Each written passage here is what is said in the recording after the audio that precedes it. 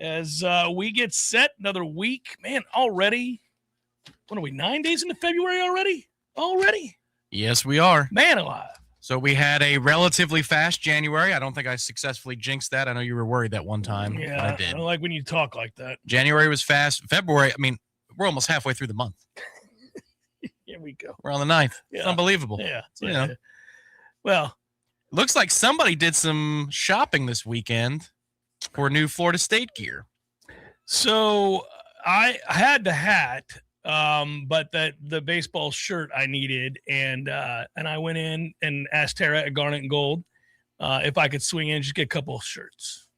I also saw another FS hat today for when we were recording. I've had that one since last baseball season. Same Have one you wear. Yeah. I don't wear it. You wear it every day. I love this hat. Well, I love this in the state of. I can't find my state of hat, and they don't release that but maybe once a year, so I need to locate it. I'll have you know the reason I don't wear the one that you're wearing currently is because you wear it every day, and so I don't want us to look foolish. Just saying. So, if you mix it up every now and again, okay, I can wear my hat. All right, sorry. You want it for opening day? I have one. No, what I'm saying is for opening day, you got it. It's for Friday. No, I'm good. You're sure? Yeah, I mean, are you going on opening day? Yeah, I can't wait. Yeah, I'm going. No, I'm saying for the show. For the show on Friday. If we wear it to the stadium, it doesn't matter. Actually, we can both wear it on opening day. That's true. Then it's like just a celebration of the return of Florida State baseball. That's fair. I love this hat. Now, I know you do. Because it's wool. It's the old school, not that Nike floppy stuff. No, it's great hat. It's their actual. It's the actual hat that they wear. Yeah. It's the. But for a couple of years, all you could buy, or it was very hard to get the other kind. But mostly, what you could only buy was that dry fit material that's all flimsy and stuff for the flat bill, the big hat, which was no good. It's still good. I have Link Jarrett on the program tomorrow, as well as Micah Posey. It is our annual opportunity to sit down and talk with them, sort of a long form, 15, 20 minutes with each individual. I look forward to it. As I said at the outset here, took in the scrimmage on Saturday. Man, I'm intrigued about this team. There's a lot to get to there. We'll talk about it here in a minute. But the Super Bowl is in the books, and the Seattle Seahawks have won their second championship. They equal that of the Tampa Bay Buccaneers, and I can remember, because I'm old, when both franchises began. How about them apples? And now they each have two. Now, you think about that for a second, Tom. Congrats to Seattle. I love their helmets. God, I love their helmets. Just great effing helmets. Anyhow, as an aside, you think about that. Imagine like you're a fan of poor Cleveland or something.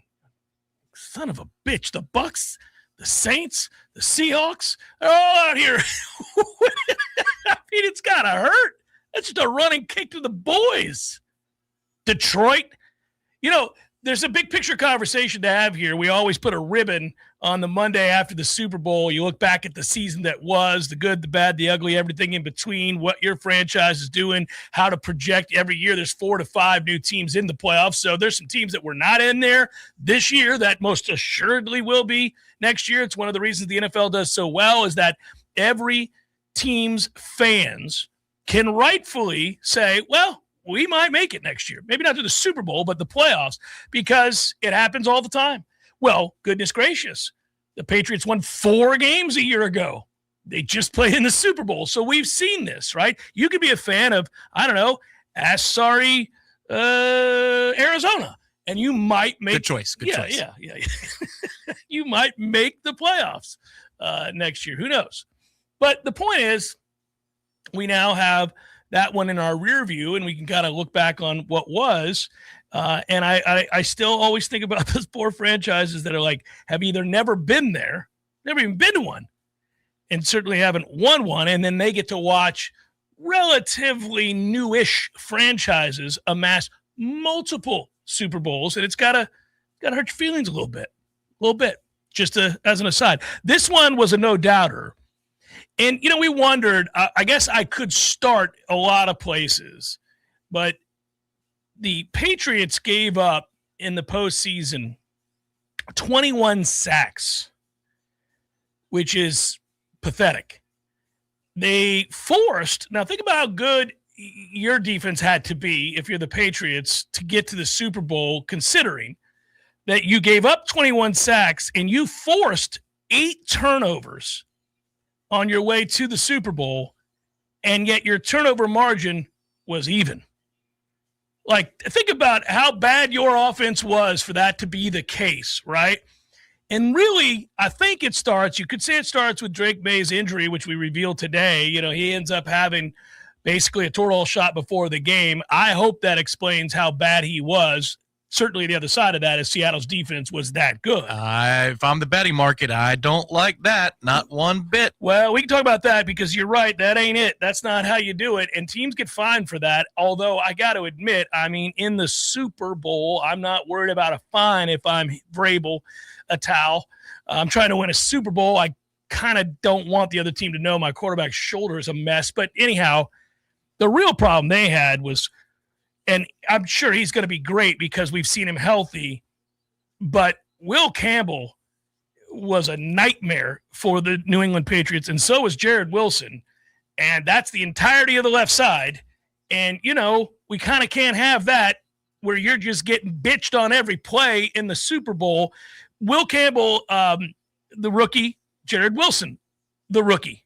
You got 2 rookies, left guard, left tackle, getting manhandled, and the blitz coming from the other side because they could leave those singles on the other side.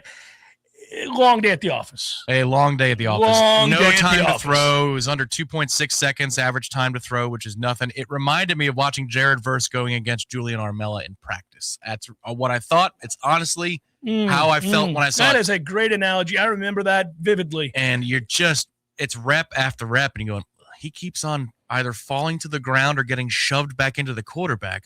Well, that says a lot about both guys, I think, but we're going to focus on Jared Verse right now. Well, in truth, it did say a lot about both guys. Yeah, it did. Yeah. Well, here's the thing. You know, can you imagine? Because you have 2 weeks to prepare. You can tell, and Vrabel's a great coach. They had no options, because if they did, dropping his ass back repeatedly would have not been one of them. But they couldn't get the run game going, and I kept waiting for them to empty the gun. Like, you got to have something. You're down. Once you got down by more than 2 scores or 2 scores, and it's not the first half, you know, like if you're down 9-0, okay, that's multiple scores, but you're in touch. Once it got beyond that, you had to think to yourself, well, if there's anything that they can reach back for, if they've got a trick, if they've got a double reverse, if they've got a flea flicker in the waiting, if they've got something, they didn't have anything. I got no dukes. They were done dealing. Well, and the problem is it's the width of the rush too. So you could leave somebody out there to chip, but it was the width that would be the problem. The wider you go pre-snap, the more Will Campbell's like, oh, I'm not so sure I can get out there. Wide 9 and him don't get well. Now he'll get beat up if it's straight across from him, but the width on the passing downs, like they did send chippers out there a couple of times. I thought the 2-back set that they had, they used it for like a play with Stevenson and Travion Henderson. What might have been a good idea, but there's not a whole lot there. And then also the quarterback has a bum shoulder. And he sped up because for the better part of the last month, he's been under duress for every single snap because they've gone through murderer's row of defenses, and Seattle certainly belongs in the conversation with Denver and with Houston for best defense in the NFL this season. Without question. What's interesting is, like, if you're looking at it from the Patriots side of things, and I need to flip it and look at it from Seattle's side, but if you're looking at it from New England's side, you've got real questions to answer here. You probably were gifted this run to the Super Bowl. You had one of the easiest schedules in the last 15 years. You ended up running into a backup quarterback against Denver who hadn't played in over 2 years. You ran into a C.J. Stroud who's suffering from a crisis of confidence and looked like whose performance, you could argue, was worse, C.J. Stroud against New England or May's performance against Seattle? I still think C.J. Stroud is a special all-time postseason. It was all-time terrible. It was crisis in all caps. It was awful, right? So you got a bit of a gift there. So the emergency broadcasting system was actually activated for C.J. Stroud because it was that much of a problem. It was scary. You could see the Texans defenders looking over there like, really? My man? I mean, we're causing turnovers. We're keeping us in the game. Davis Mills? Yeah, little Davis Mills, everybody. Anyhow, so, on the one hand, you have a remarkable turnaround. Vrabel wins Coach of the Year. May is just in his second year. You've got 2 stud running backs. You've got a lot that you could build on. I actually think, even though I just got done making fun of him, Will Campbell's a good football player who got banged up and tried to give it a go because he's got a lot of heart, but he should not have been out there. You got to have a better backup or somebody that can come in and play because he just got steamrolled and embarrassed down the stretch. Jared Wilson's a rookie, the guard right next to him. So, that's a tough thing when you've got guys that are banged up and they're rookies and they're getting manhandled. It can speed things up. But you're solid at tight end. You're solid, I think, moving forward on the offensive line. Your defense is very good. On the other hand, while we're on the subject of New England, might you have just seen the last time you're going to be in the Super Bowl for a while? Because I don't think Baltimore is going to continue to suck the way they did this past year. My guess is Buffalo will remedy a few things. Every year, as I say, there's 3 or 4 new teams in the playoffs. We'll see if Mahomes and Kansas City can regroup. There's a lot to look at, and you wonder, without the weapons at wide receiver, and they have none. Butte can really run, but down to down, he's not a complete receiver. He's a speed guy. Mac Hollins isn't any good. I shouldn't say Hollins isn't any good. He's just not a game changer, and Stephon Diggs looks shot to me. So you don't really have anything at wide receiver. Well, and your quarterback last night was the second youngest to ever start a Super Bowl. The youngest was Dan Marino. Dan Marino only got 1 crack at it. So it can be a cautionary tale. But if you're a Patriots fan, you could say we have a lot of youth. They just got the experience of a lifetime so that they can draw on this moving forward. That would be the way you'd spin it positively if you're in that building. Now, on the other side of things, obviously the story is Seattle and what they accomplished this year. And by the way, if you're curious, to have a team that loses a few games, and Seattle did, but none of them by more than, did I see that right? None of them by more than 4 points. So the Bucs beat them, 38-35? Yeah. Last second, 2-minute drive. Yeah. Yeah, so we beat them in Seattle. I still don't know how that's possible, but we did. 38-30. When you think back on it now. All the injuries we had, too. That was Godwin's first game back, and he was a shell of himself. You did it with Ibuka. Ibuka was still healthy. Yeah, no, it was 100% Ibuka. And it was also Baker was still healthy. And I think Rashad White had a good game that game, too. So you had... but the O-line wasn't healthy. No. And they went up and down the field. Threw it around the lot. But you've got, if you're Seattle, you've got a much better chance to keep this thing rolling. You can invest. You're good at wide receiver with Jackson Smith and Jigba, who got hurt last night, but was the offensive player of the year. He's an absolute stud. You've got an elite running back and Kenneth Walker. You get Charbonnet back next year to go along with him. You're good at tight end. The Barner guy had hit the over on that. That helped. Your offensive line is solid as a rock. They probably will add another receiver, I would think. Cooper Kupp's probably going to retire. Yeah. He should. I hit the under on JSN, although I'm happy that scramble drill didn't hit. It's a walk-in touchdown. You're dead in the water there. Dead in the water there, but I think he was at 27 for the night. The over on Cooper Kupp's reception total. Lee had that. I agreed with him all the way. I had that as well, and the over on his yards hit too. Yep, the long catch for Mac Hollins was a hit as well, even though it wasn't by style. You got it done. He had 2 long-ish catches. And then the Ramondre Stevenson reception number, which was 4.5. He hit the over in the fourth quarter, which was good too. Great catch by the way from him for a touchdown. For the touchdown, yeah. Well, I think about things like that when I'm watching a game that's already decided. To have a moment where you get to make that catch, and you do make that catch, and the ball stays off the ground, you got a Super Bowl touchdown. You know how few people walking the earth can say they scored a touchdown in the Super Bowl? Well, what about this one? So Kenneth Walker had one called back. Long touchdown run. I think for he and his family, because he clearly found them in the stands and was blowing a kiss their way because it was the end of the – I think they all are going to look at that the rest of their life as, well, you scored a touchdown. I don't care that it was called back. We saw it. It happened. He lived it. Well, the good news for him is that he won the MVP. He did. It doesn't really matter. He had 94, 95 yards in the first half. Yeah.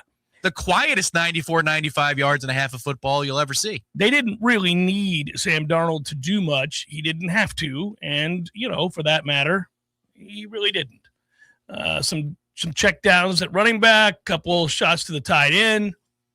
And really, that was the bulk of what he had to do. His story, though, resonates and is one that is amazing, given that his career path is one unlike we've ever seen.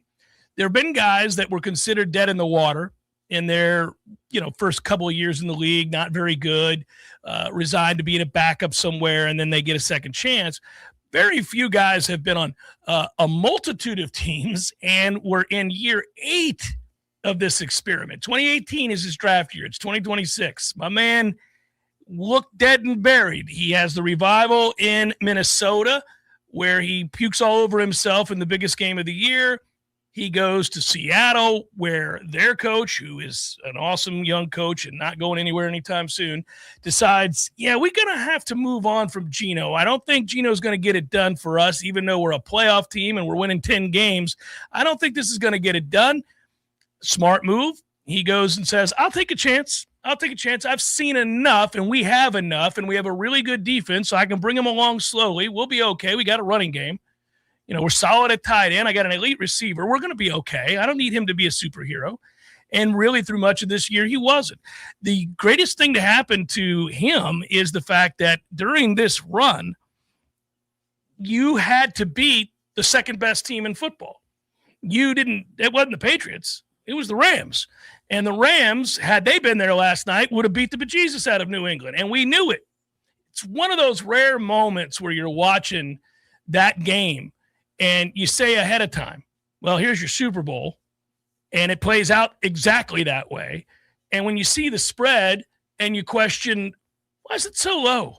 Seems to me that Seattle's a lot better than New England. Why didn't it move? It got up to 5. It touched 5 briefly. But there was enough respect for New England's defense and enough questions about Sam Darnold that I would have thought after the Rams game, where he actually was called upon to win the game. Because the Rams unlike the 49ers game, he didn't have to do anything against San Francisco. Well, think about it. The Rams had a little something for Seattle's defense. They moved the ball because Stafford's the MVP and a Hall of Famer. Which, in a weird way, I think L.A. would have won the game last night by a lot more. But they didn't make it. Well, right. I mean, because Stafford would have slung it all over the lot. Yes, absolutely. And Darnold's, looked like the late stage Minnesota Sam Darnold in the beginning. But it's just like a great player who's starting slow in, say, a basketball game, and they watch one rattle off and in. Yeah. And they see the ball go through the hoop. Okay, we're fine. Once you get up 9-0, you can argue the game's over. They were coaching to get to 9. Yeah. It was very smart use for a year in which you're complaining about not taking the points. I think we all saw that last night. These field goals, you boys. keep kicking these field goals. Yeah, you're going to be all right. New England's not moving the ball. Just keep kicking these field goals. You're going to be all right, buddy. Yeah, I at 9-0, I said to Bryce, it might be it. That might be it. Well, and they called there was one dangerous pass at 9-0 with Seattle. You go, what are you doing? And then was it 12-0? They threw the bench route. It was one late, and Collinsworth started chuckling. He's like, I don't know if I do that. He was good last night. That was funny. Out there to the left. I don't know. Well, that's the only thing that gets them back in the game is a pick 6. Yeah, and the throw's late, and you're going, no. That's not what we do. It was late as hell. Sam, that's not what we do, partner. We don't do that. I'd rather you eat that sack. We're going to be all right. That's right. Yeah. There were a lot of late throws last night. A lot of late throws. But Sam got it together, and he kept it on the tracks, whereas Drake could not. I guess for Drake, May, you got to feel somewhat – I mean, he gets lucky because historically he doesn't go down as having one of the worst games in Super Bowl history because the numbers during garbage time – I got so lucky. I had Drake May over 229 passing yards. Did he really get that high? Tom, in the fourth quarter, they amassed like 270 yards because Seattle's just staying back, tackling him in bounds. They don't care.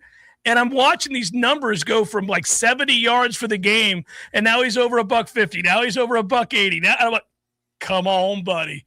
We all know this is nonsense, but I needed it. I'm like, keep letting him throw it. Let's go. The interception in the middle of the field that ended the game, that was such a terrible throw. I have to admit, that is a perfect Collinsworth moment. Yes. Yep. I've got nothing for you there.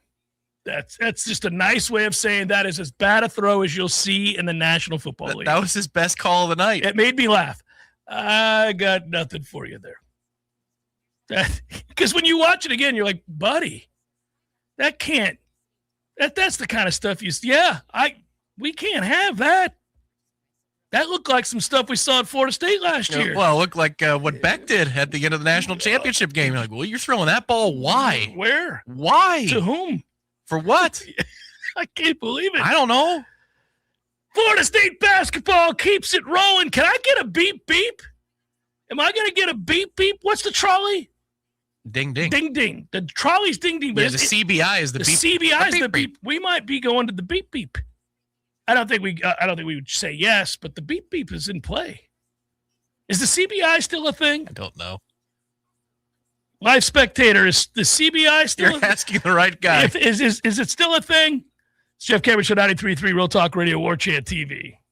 This time of year, we enjoy spending time outdoors in this beautiful North Florida climate until the mosquito attack begins. Falls Termite and Pest Control can help you take your yard back. We have an affordable program to help keep mosquitoes away, and our program even helps with other pests like ticks. Mosquitoes are a nuisance to you, and by carrying diseases such as heartworms, they can be harmful to your pets. Learn more about how Paws can help protect you, your family, and your pets from mosquitoes. For the elimination of termites, pests like mosquitoes, and a greener lawn too, call Paws. We'll get them all. Do you want to take your yard back by having a green and pest-free lawn? At Paws, we understand the unique needs of your North Florida lawn, which is why we developed a program to address those concerns. Our treatment program includes inspection, treatment, and education on best practices for optimized results for remaining environmentally conscious. An added benefit is that our lawn treatment is flea suppression, so having a greener lawn can help protect your pets too. For a greener lawn and the elimination of fleas too, call Paws. We'll get them all. It's where you raise your kids, where friends become family, where every corner has a story worth telling. It's your neighborhood. At ABC 27, we share those stories, bringing you news that connects communities, builds pride, and reminds us we're part of something bigger. We are ABC 27, in your neighborhood. Hey, this is for my homeowner friends out there. You know who you are. When you get your grass cut, you're going to inspect the work, make sure it's good. Get your house painted, check around every corner and edge, make sure that's done right. Get a new roof, got to get eyes on those shimmering new shingles. Get your septic tank cleaned. Bet you're not popping your head down in there to take a look around. You got to trust it's done right. I'll make it easy. Go see my friend Greg Miller, Miller Septic. They're my guys. I trust them, and you can too. MillerSeptic.com. That's it. That's the commercial. That's the whole thing. Check them out. That's MillerSeptic.com. Hey, let me tell you about my friends at Tried and True Consulting, a Seminole-owned business that specializes in payments and business solutions. Tried and True's core expertise includes card, ACH, point of sale, mobile, e-commerce, and hosted payment solutions. Tried and True will help you reduce costs and increase your bottom line. That always sounds nice. Whether you're a retailer, restaurant, licensed professional, or service industry, Tried and True is saving you money. Tried and True's expertise extends to payroll, video menu ad boards, IT services, web design, and social media. It's time to make one call and tell the competition to take it on down the road. Call Don or Joe today at 844-464-6653. That's 844-464-6653. When you do business with Tried and True, they contribute 10% of the net revenue to the battle's end. So go Tried and True today. Call 844-464-6653.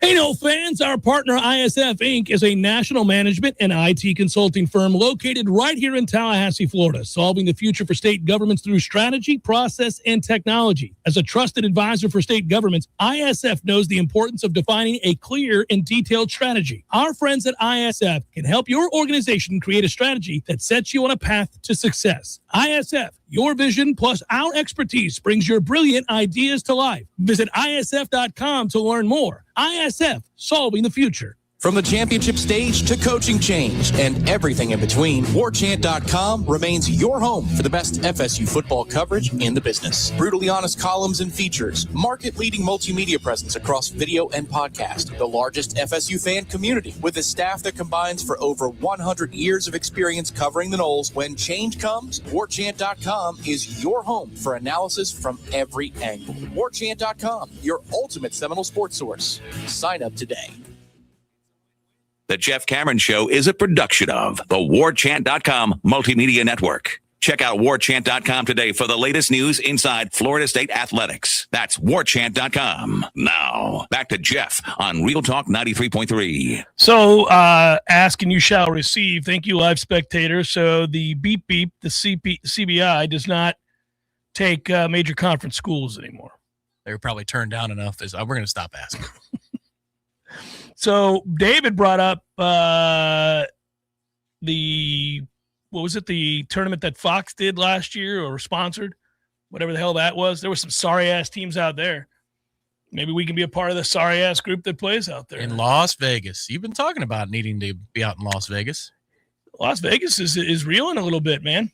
They've overpriced everything. They've totally screwed people.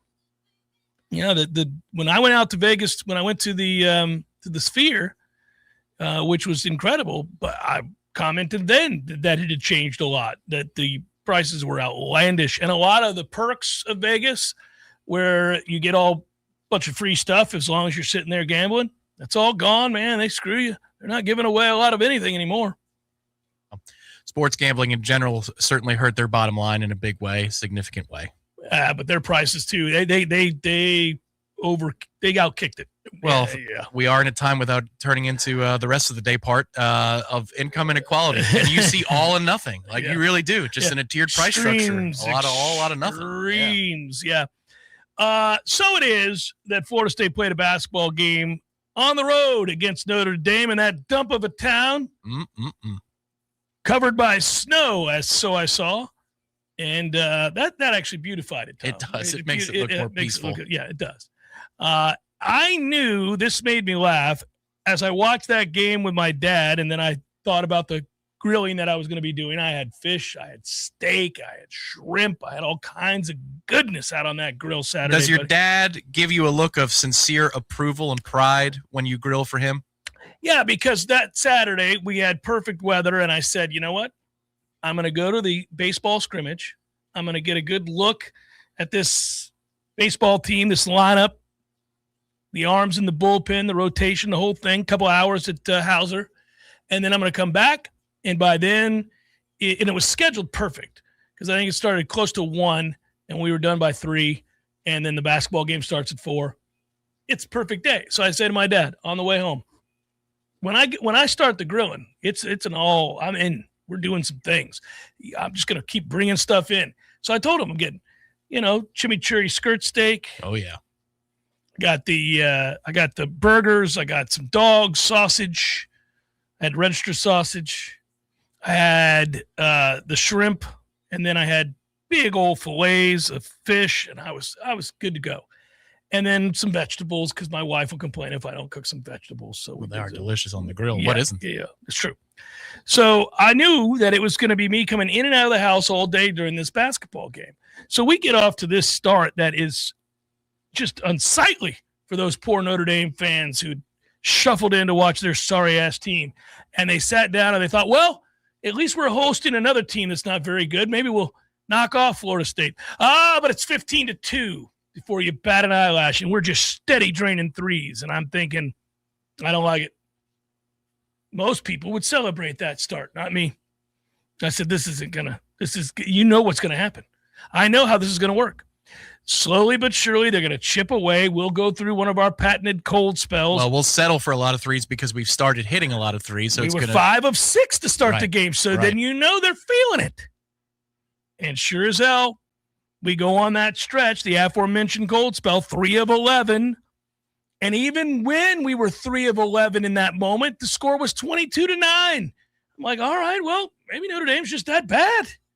We'll just continue to, keep them at arm's length, even if we're not playing well. But poor execution in the half-court offense. You begin to see it kind of chip away. They hit about 5 from the logo themselves. Mm-hmm. And the next thing you know, there we are. And I'm watching this thing, and I'm going, I just know what's going to happen. We're going to come down to the end of the game. Which is exactly what happened. And I also know, as do you, and we all know, that when it comes down to it, we're going to miss some free throws now. We're going to miss some terribly crucial free throws that could help make the end of these games a little bit easier to stomach.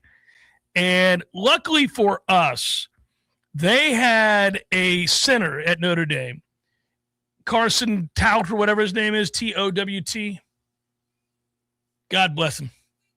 His parents must be embarrassed. I know you could say, well, how embarrassed can they be? Their son's the starting center at Notre Dame. Plenty embarrassed. That kid's free throw technique is to try to bank it. He's trying to bank free throws. I don't know if I've ever seen it. Yeah, it's good for Pop-A-Shot. He's intentionally trying to bank his free throw attempts. Come on, buddy. We got to do better than that. We've got all day to practice. There's no sense in this. What are we doing?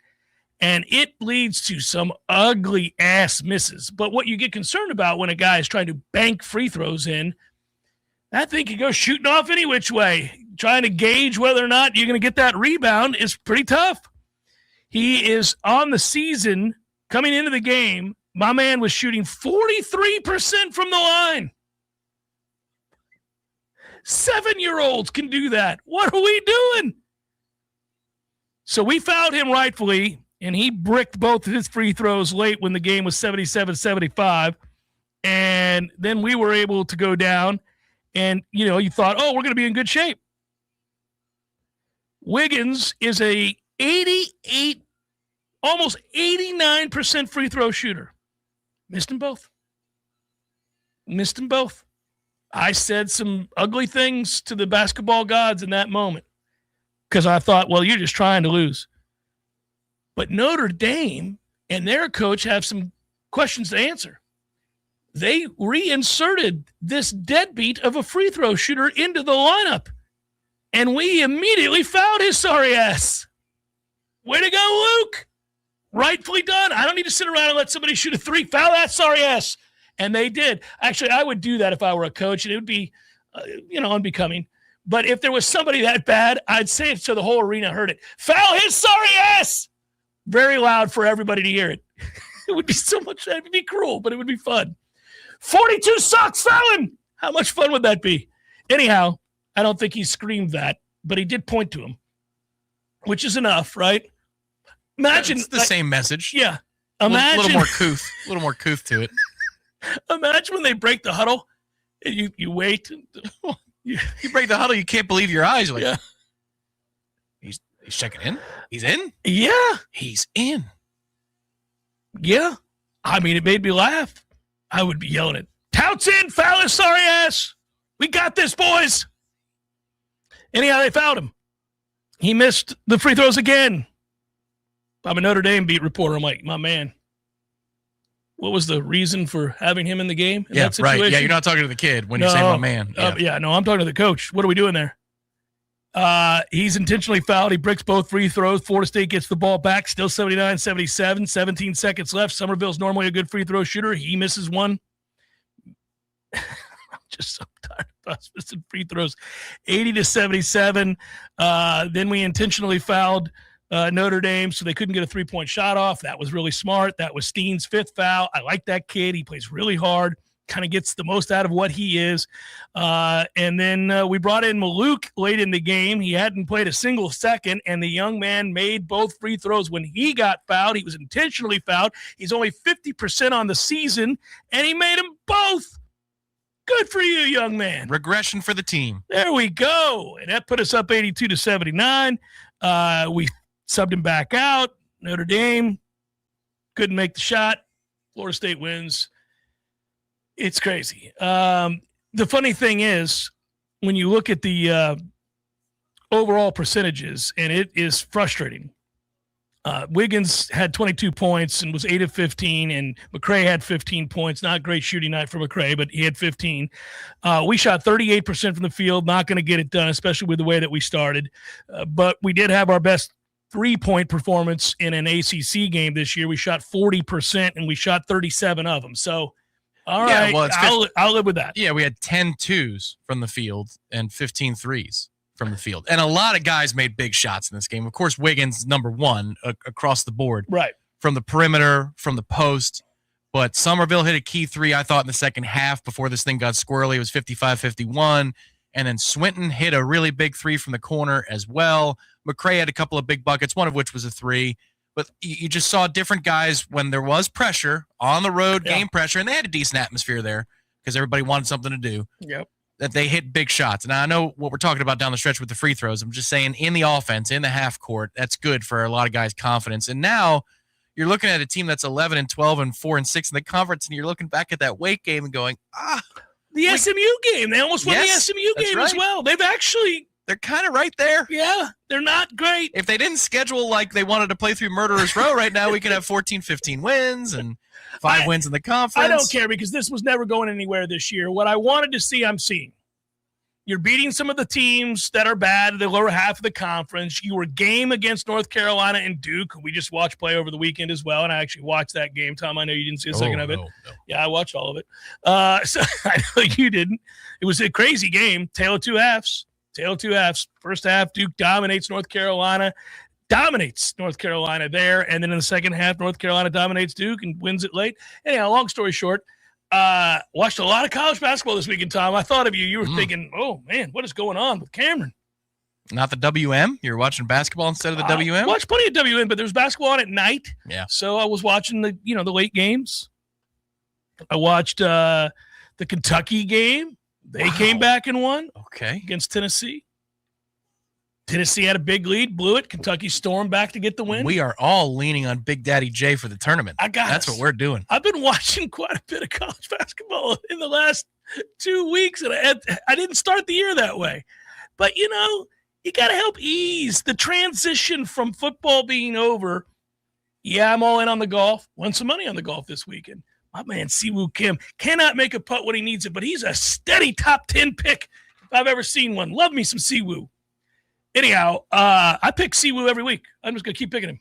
He's always right there. He's right there. Now, he will choke a 5-footer. He will not hit that putt. He's no threat to win, but he's right there. I felt bad for Matsuyama, by the way. I did too. I like Hideki a lot. That was his tournament. Once your boy choked it away on 16 and 17 and bogeyed. Who was that? Well, my guy, Thor Bjornsson. Yeah. It was too much too soon for him. Okay, no problem. That happens. That's part of the journey to winning. Mm-hmm. It's all before you, pal. What are you doing? And Knapp missed a couple of easy putts too, and I love me some Knapp. I had him in my picks this week too. Felt pretty good about it. You're not going to get out the bunker? Come on, Hideki. There's one thing you can't do there. There's only one thing in the world you can't do. Just clipped it. Well, but my man makes a 24-foot putt. It may not have mattered. I mean, that's you got to get. Well, yes, in the playoff, yes. Yeah. Well, it was the 18th. I know. Par wins it. I know. Good God. That'll hurt your feelings. Anyhow, so there was a lot. The transition is you got to make that transition easier in college basketball for a few select matchups. Obviously, any of our games, but for a few select matchups, I find myself like, yeah, okay, I'm in. I'm watching some ranked teams here, some tournament teams. I'm in. I love when you get enthusiastic about a sport like that. That's good to see. It's been years for you in college basketball. It used to be my favorite. It was never my favorite sport, but I loved college basketball, and I loved when the calendar turned to like mid to late February. We were gearing towards the tournament, and I had got a good handle, like a baseline knowledge of the teams that I needed to know. You like it more than you like the NBA this year? This year. Last year, I liked the NBA a lot more. Bryce isn't watching as much NBA this year because his Clippers are a mess. Well, they were on fire, and then they traded everybody, and then he's kind of given up. I think he's moving on. So instead, we're going to go see the Oregon USC basketball game. We're going to turn to that one. He's starting to get into it, so I'm watching these games. He's like, "Oh, leave it on." I'm like, "All right. What are you going to do?" Shannon Young made the move to be part of the nation's largest mortgage company now with Cross Country Mortgage. You guys know that. Better rates, better options, better support, and faster responses. 7 states, Florida, Georgia, Bama, Tennessee, Texas, and the Carolinas. My man's unwavering commitment to you and your efforts to get that loan, to buy the dream home. He is relentless. He is unwavering. He is trustworthy. He is a good man, and I have no problem vouching for him. If you want to learn more how it is he helps and how he can help you do the same, loansforknowles.com, loansforknowles.com. Your local news now. A jury deliberated for nearly 2 hours Wednesday.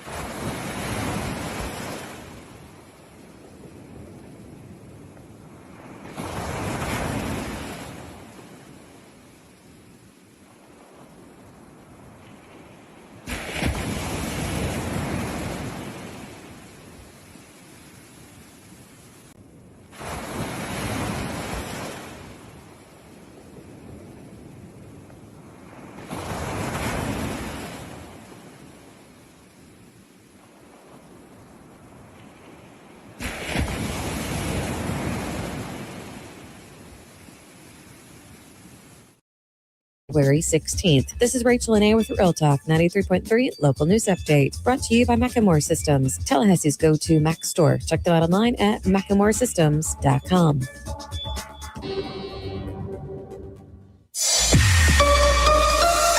Now, here's your Tallahassee weather report. Hey there, I'm meteorologist Ryan Gold, and we've got a warm lunch hour today. Temperatures will be in the low 60s with the sun starting to really shine through. We will be able to climb into the low 70s by late afternoon with even more sun and clearing, but the temperatures do drop tonight into the mid 40s. There could be some patchy fog possible heading until around 9 a.m. tomorrow morning. From the ABC 27 First to Know Weather Center, I'm meteorologist Ryan Gold. What do you need tires on? Your car or truck, tractor, or heavy equipment? At Nice Tire and Auto Service, we have tires for all of these needs. And we service your vehicle from air conditioning and computerized alignment to oil changes and everything else under the hood. Call Nice Tire and Auto today at 574-4100. That's 574-4100 for your scheduled maintenance. National accounts welcome at Nice Tire and Auto Service, 4792 Bluntstown Highway, just west of Capitol Circle. Hey, Jeff, what's up, buddy? I was just thinking, they never tell you that when you grow up, one of the things that you'll miss are the games that you created with your friends in the neighborhood. Oh, good days. So I would have my buddy come over, and then we'd make up these games that were kind of like a hodgepodge of every game that you've ever played. Kind of like the bikes we built. Correct, yes. And it's a grand experiment. In the beginning, nobody knows how to play the game, and you argue about what the rules are going to be. And in the end, everybody knows how to play the game. By the end of that summer, you know the rules, the neighborhood know the rules, and you play that game like it's the greatest game ever played. And they still try to break the rules, right? Oh, if you ain't cheating, you ain't trying. But at the end, Eddie, you're never going to play it again, and you'll think about it the rest of your life. And the best game you ever played was that game. Never been a better one. Hey, you want to have a Gordo Smash, Jeff? I do. I'd like that. Gordo's, bringing the flavor and flair of Cuban food to Tallahassee since 1996. The Jeff Cameron Show is a production of the Warchant.com Multimedia Network. Check out Warchant.com today for the latest news inside Florida State athletics. That's Warchant.com. Now, back to Jeff on Real Talk 93.3. I have taken in a considerable bit of the Olympics, although I've struggled with it a little bit. And I think you're right, live spectator. That 6-hour difference between the East Coast and Milan is making it difficult. I'm back and forth. I'm trying to find, the events that I love. I did see where we've got a chance to play for gold in the mixed doubles curling. Buddy, we were on the air for the genesis of that. Those early upsets. We saw it on the horizon. We did. You could feel that. You could sense they were there. They were playing for keeps. Picked the right time to rise up, overachieve. So we'll see. I guess any of the downhill, the slalom, the ski jumping, I'm in. The long distance speed skating is not my thing. That gets old after about one watch. But when you get the short distance, I'm in. You lock me in on the short distances where we're sprinting. I can watch the long distance because it's just like a leisurely skate. Well, this is where I'm sure Mario could speak to this from the track side of things. I do really enjoy watching the splits and seeing how in each segment of the race, how they're doing relative to the competition. Yeah, and they have the blue line there where you can see what they're chasing. Yeah. But just the efficiency of that, it's like a time trial thing. Like, I don't know. There's something that's appealing to a degree. Yeah, I was going to say for a few minutes. Now, I can't watch, for example, when they do the swimming and they have like the 1,600 meter or whatever the long one is, and it goes on for 20 minutes. For days. I marvel at their endurance, and I think it's, I as you're flipping the channel, athletes. you're like, oh, that's amazing. Boy, that guy is in shape. So is she. Wow, that's amazing. Oh, it's Martin from Golf Central, and he's teaching us a tip on, All right, exactly. How to chip is on. Here we go. Okay, so here's the thing. Keep your right hand low. You're like, yes, all right, excellent. My favorite part about Martin is that he's so big on, it's almost like annoying prop comics. You're like, man, I don't need 17 things through my belt loop. He loves, like, you just take a stick here and you put it through this belt here, and then you got one on the side, and he's got sticks every which way to Sunday. And he's like, when these sticks match up with these, come on, Martin. So let's We don't need all that.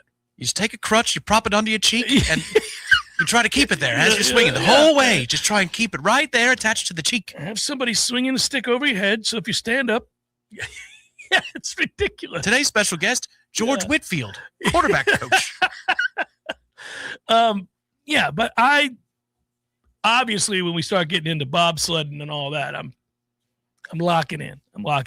Hey, we got good news, bad news for Atlanta fans, but I'm not shocked by it, and I'm somewhat relieved by it.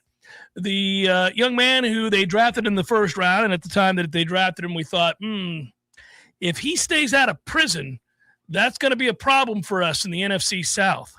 His name's James Pierce. He had double-digit sacks. He was a top 3 candidate to win Rookie of the Year. He changed Atlanta's fortunes defensively because he could straight up get after the passer. The good news is he was arrested over the weekend and charged with 5 felonies. Woo! Knew it was coming, baby. Suck it, Falcons. There you go. You take your chances.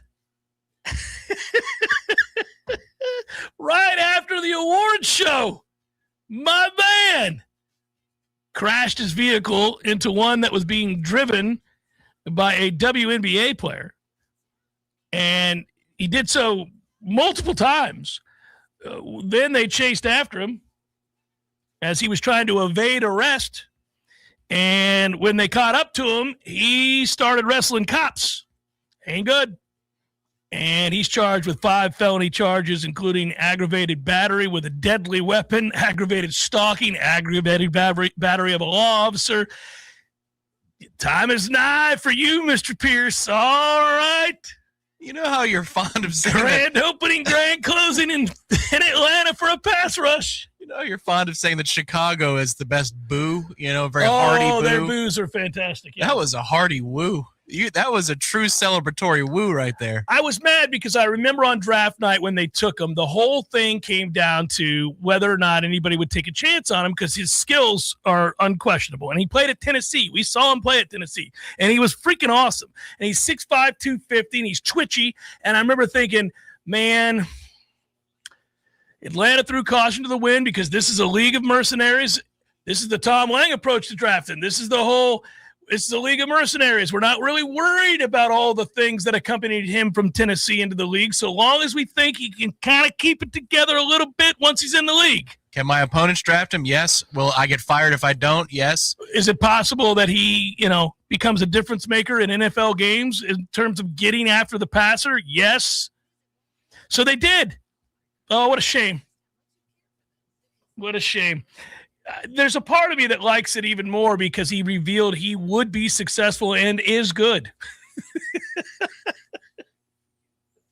It's different if you never got to see him because he got arrested before the season started. You're like, well, we'll just never know. But no, yeah, he's really good.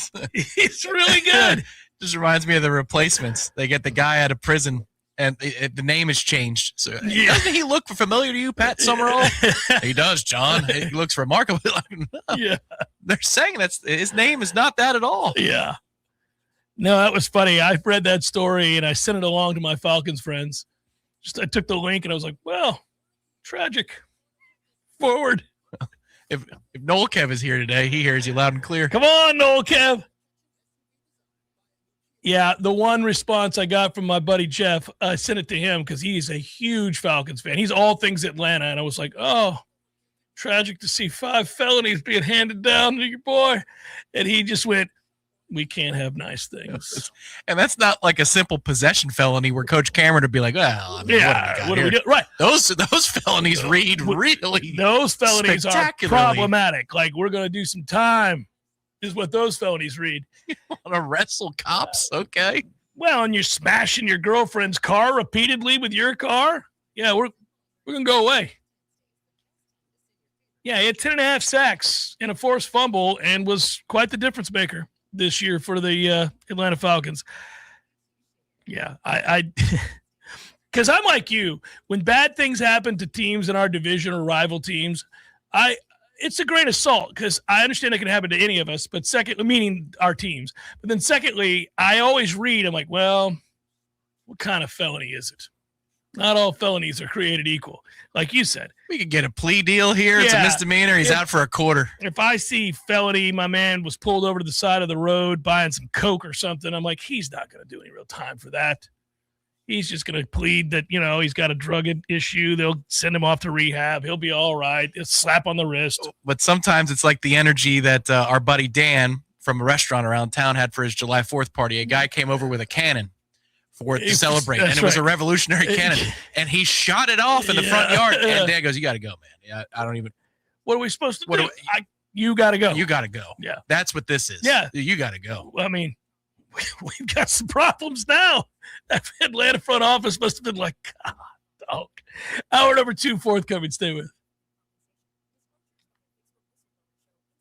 This is Shannon Young with Cross Country Mortgage.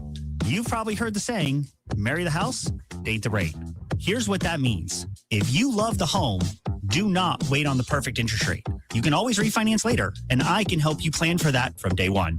In fact, a lot of homeowners I worked with last year are refinancing right now and saving hundreds each month. Others are using the equity in their homes to invest, buying second homes or rental properties that are already building wealth. So whether you're looking to lower your monthly payment, get cash out, or start an investment portfolio, let's talk strategy. I'll walk you through your options and find the smartest financial move for where you are right now.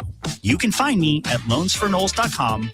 That's loansforknowles.com. You can reach me at 954-369-6171. That's 954-369-6171. I'm Shannon Young with Cross Country Mortgage, and I want to help give you the keys to your next opportunity. You probably already know that Pinch a Penny Pools and Spas is your one-stop destination for all pool maintenance needs, offering everything you need from chemicals, cleaners, vacuums, nets, and more. But that's not all. Pinch a Penny also carries a huge selection of premium hot springs hot tubs paired with easy financing options, making these luxury hot tubs affordable for everyone. And if you have an older hot tub and you're worried about the hassle of removing it, worry no more. Pinch a Penny will not only remove and haul away your old hot tub, but also offer a trade-in value for a credit towards your new one. So why wait? Visit Pinch a Penny's 12,000 square foot showroom today on Greer Road and discover how effortless and affordable owning a fantastic hot tub can be. Find out more at TallahasseeHotSpring.com. That's TallahasseeHotSpring.com. Real Talk 93.3 and the Greater Tallahassee Chamber of Commerce welcome this month's newest chamber members. Businesses making a difference here in Tallahassee. Lake Bradford MHP, Northwest Florida Health Network, Proper Insurance Advisors, Proper Tea Management Services, RJ Young, Tallahassee Lassie Pet Care LLC, the Arrow Group, and Tomahawk Signs and Service. Thank you for growing local with the Greater Tallahassee Chamber of Commerce. To find out more, visit talchamber.com. Love to compete on the dartboard? Then it's time to head to the CP. The Corner Pocket Bar and Grill is Tallahassee's premier dart bar, featuring steel tip boards and soft tip internet play. The Corner Pocket hosts leagues and tournaments regularly. Just check out their social media to find a time that works for you. And in between games, grab a pint and a bite in the cool AC, or enjoy yourself outside on the deck. Whether you want to catch a game or start one of your own, the place to be is the Corner Pocket Bar and Grill, 2475 Appalachie Parkway. Tallahassee loves the Corner Pocket.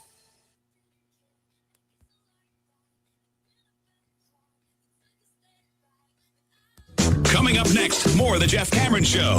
Live and local on Real Talk 93.3. WVFT, Greta, Tallahassee. Your Sports Flash update on Real Talk 93.3 in Tallahassee. Florida football adding another player to their 2026 recruiting class as three-star safety Eric Parks Jr. did commit to the program, according to On3. He is considered the number 123 safety in the class of 2026, and he comes from the Tampa area. Moving to Florida baseball, 4 Gators being named to the SEC baseball preseason all-SEC team. Florida represented by juniors Liam Peterson, and Luke McNally, in addition to sophomore Brendan Lawson and also Aiden King. Florida is the preseason number 7 team in the SEC. LSU is the preseason number 1 team, followed by Texas, Mississippi State, Arkansas, and Auburn. This Sports Flash is presented by Progressive. Bundle auto and home, renters, or condo insurance and save with Progressive. I'm Matt Pauley on Real Talk 93.3. Why'd I go to the doctor? Working on the farm, my heart kept skipping a beat. I didn't think much of it, but my daughters made me get checked out. Turns out I have atrial fibrillation, which increases the risk of stroke about 5 times. Symptoms like irregular heartbeat, heart racing, chest pain, shortness of breath, fatigue, or lightheadedness can come and go. But if it's AFib, the risk of stroke remains. If you have symptoms, contact a doctor. I'm so glad I did. Visit notimetowait.com. Sponsored by Bristol-Myers Squibb and Pfizer. Chick-fil-A's new frosted sodas and floats. It's a 10 out of 10.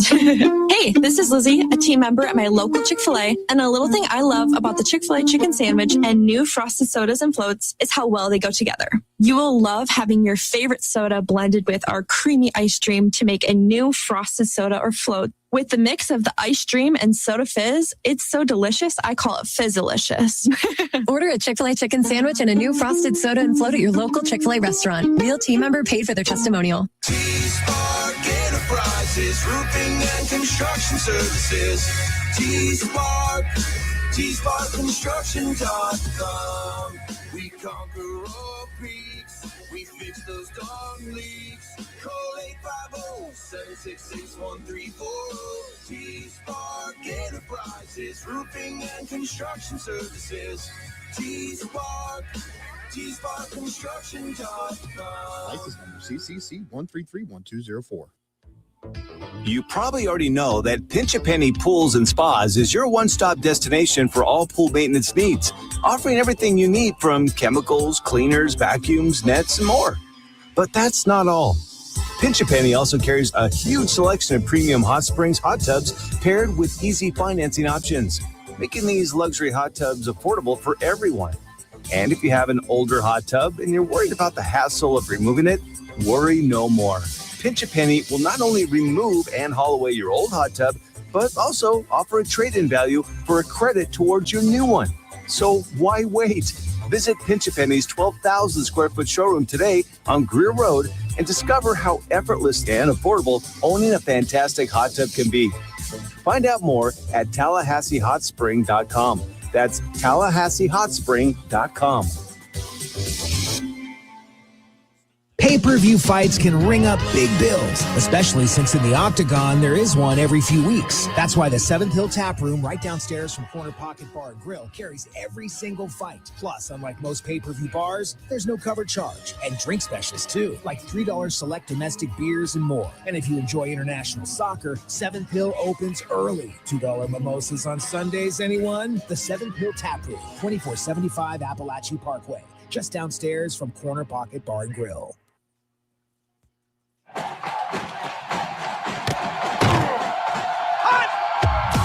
Broadcasting live from Florida's capital city, this is the Jeff Cameron Show, brought to you by Orange Theory Fitness on Real Talk 93.3. Now, stop what you're doing and listen closely. It's time for the Jeff Cameron Show in 5, 4, 3, 2, 1.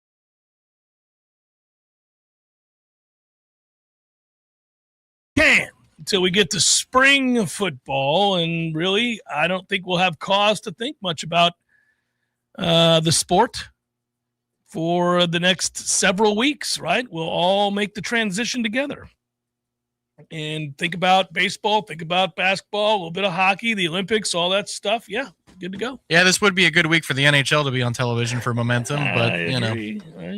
alas, it will, as long as Canada and the United States get far into the semis, or maybe they meet up in the gold medal matchup.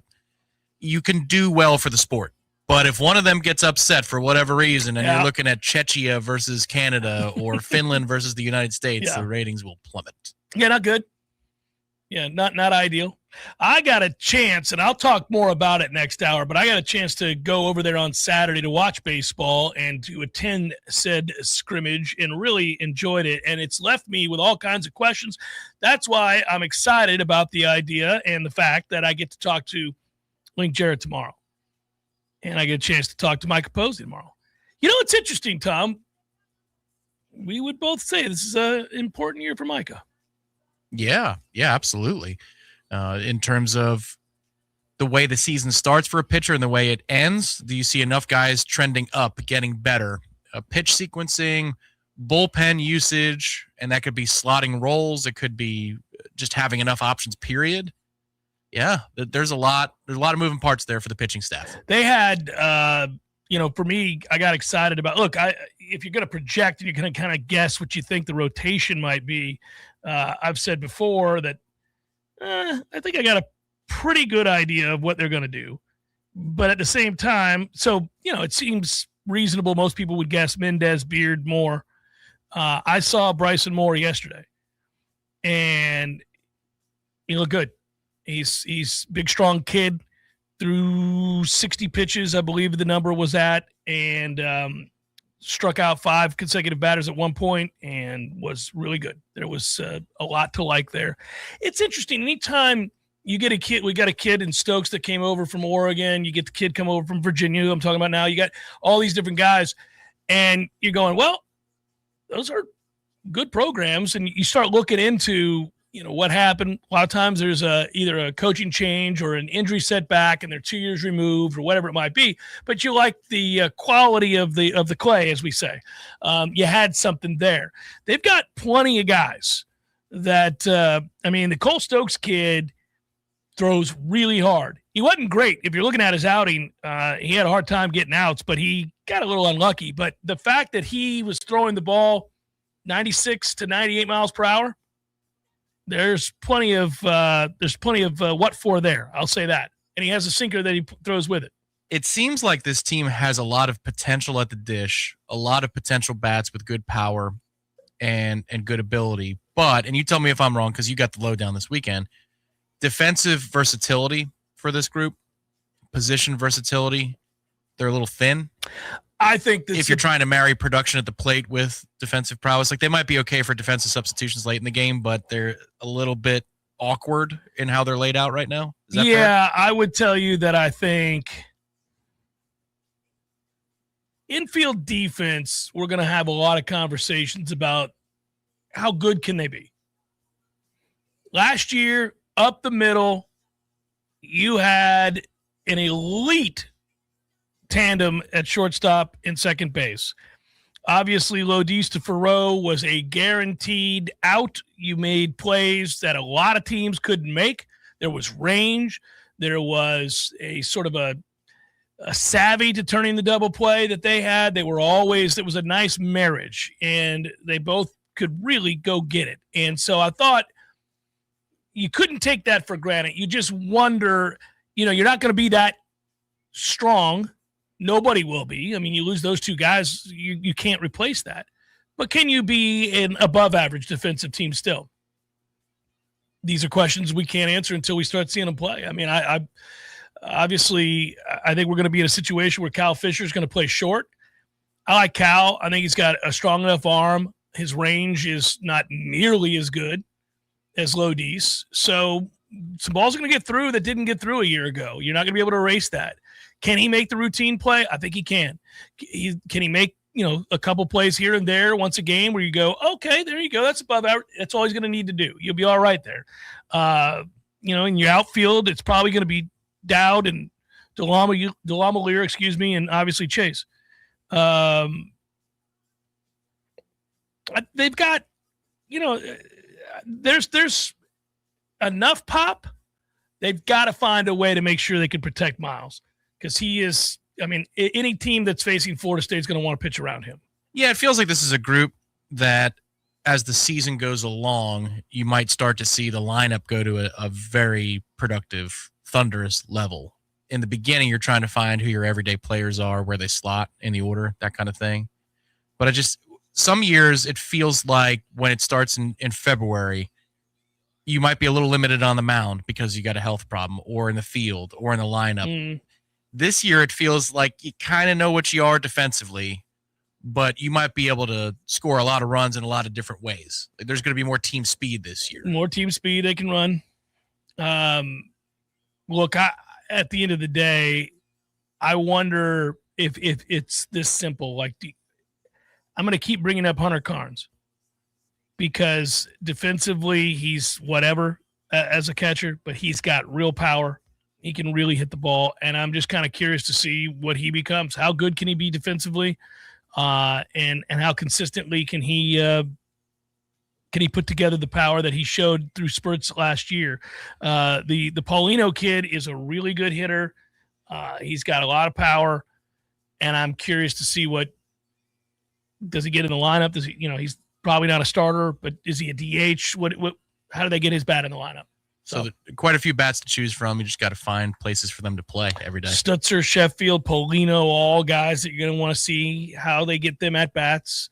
The Stutzer kid's a rookie, so it's a rookie. I'm talking pro baseball. It's a freshman, but yeah, they're good. I said it last week. I love going into baseball seasons knowing that my team's good.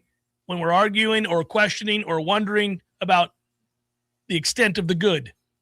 Preseason ranked in the top 20, most outlets. I think D1 has them at 16, somewhere in there for what it's worth. I don't care about preseason rankings all that much. It just gives you a bit of an idea of what they are. Well, and Brad puts this in the chat. Will the bullpen be able to close games, like big-time games? That's the question. We're going to find out. That's a big one. They let teams, not even big-time teams, hang around last year quite a bit. A lot of choices. We'll and see. You know what that feels like. It's like playing good defense in another sport. It relieves the pressure. A good defenseman in hockey, when the puck's behind the net, they don't panic. They look for the outlet. They make the outlet pass, and it's no problem. But the guys that do panic, next thing you know, it's a turnover. Here comes an offensive chance, and there's just a created stress. You could feel it on the bench. You can feel it in the building. Same thing with the bullpen that doesn't retire outs the way that it should get guys in order. They quell the threat. It's a walk. It's an error. All right. That might be something that we see this year. A couple more infield errors. Or something happens with the catcher. All right, whatever it is. Now you got a guy on second, 2 outs. Can we quell that, or do the bases need to be loaded? That kind of stuff I'm interested to see this year. Yeah, and I'm going to, in terms of that bullpen, I'm going to ask Mike an awful lot tomorrow when we get him because I'm just kind of curious about roles. I mean, Stokes, it seems to me, in terms of stuff, throwing 97, 98 would be a closer. Just throw the ball past people. But you've got Purcell, Nard, Stokes, Abraham, Manka, two lefty specialists who, they're not going to be your guys to close it out. O'Leary, Kinnear, you've got as well. So there's a lot of guys, and that should foster competition, which is good. Yeah, like in-game competition, the real kind. Because remember last year, Posey was talking about preseason how they had a lot of dudes, but they had to figure out in games who was going to stand tall. They thought going into the season that they had a lot of options in the bullpen. As the season played out, you realize they don't, not at all. Yeah, they had a couple guys get dinged right, and then other guys weren't reliable. And yeah, or they were streaky, and so you never knew. You almost had to have somebody warming up right when they came in. Yeah, it's good to be talking baseball. A little bit more in-depthly next hour, but yeah, it's good to be talking baseball. They're fun to watch. Is listening to Link. I want to go to more practices. I mean, the season's nearly upon us, but next year I'm going to try to go to more. Just in general, listening to him coach is fun. He's buttoned up to say the least. Like, there's nothing that goes by. They have a system, Tom. I don't think they mind me bringing this up. He's got whatchamacallit, the little button you press, and why can't I remember the name of that? Scream it. The bullhorn? Yeah, it's like a bullhorn. He echoes it throughout the stadium when he's yelling. It's hilarious. He's it's not just somebody screaming from the dugout. You could hear it if you were walking by, like often. He's like directing a production. Yes, yeah, exactly, like a director. Yeah, and it's But it's always like, it's not something you always think about either. I'm watching a play and I'm like, oh, I wouldn't have thought of that. I mean, some things just seem pretty straightforward. And then you listen to him and you're like, oh, probably good to point that out. The cool thing this year, the way the schedule lays out, obviously you have your home weekend against a Northern team this weekend, or a traditional team that you should sweep or play very well. Then you go immediately next weekend to Dallas, to Globe Life Field, and you get that neutral site 3-game weekend where you get to see what you're made of a little bit earlier. They did that, well, if it wasn't last year, it was the year before, where they played, maybe it was Asheville, somewhere like that. But I love not having back-to-back weekends against teams from cold weathers where you don't really learn too much. Where you just pace people. You get your start, and then you go out, you hit the road, and you see what you're made of in the Rangers ballpark. Nobody, by the way, gets tested more than the softball team does. This is the Clearwater week, right? You get Texas Tech right out the gates.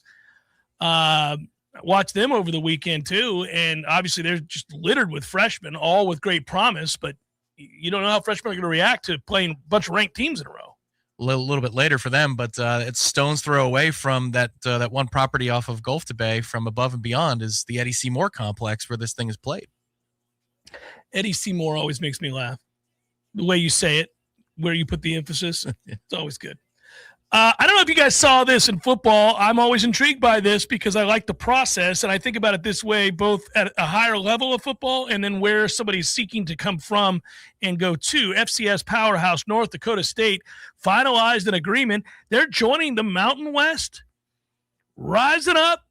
They will do so in football only starting in 2026. That was announced today. They're going to pay $12 million to join the conference, in addition to the $5 million that it's going to pay the NCAA to move to the FBS.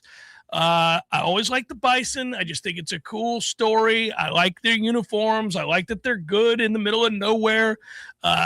Obviously, they've had their fair share of success. The Mountain West was happy to add them. Their commissioner, Gloria Navarro, said in a statement, the Bison bring championship mindset and bold vision for growth that aligns with the unwavering commitment to the excellence of the Mountain West. Their dedication, elevating student-athletes' experience, blah, blah, blah. You don't care about that. Let's talk about the football. So we'll see. That changes the FCS, though. They've won 10 of the last 15 national championships. If you're one of the teams that have been wearing that ass beaten thanks to North Dakota State, you're like, good riddance. Take it on down the road. Well, you wonder if there's more poaching to come because they do have a natural rival in South Dakota State, the Jackrabbits, who have won a title or two in that period of time as well. Are they as a championship laden? You just pointed out. No, they're not. But you probably want a regional rival in that circumstance, too.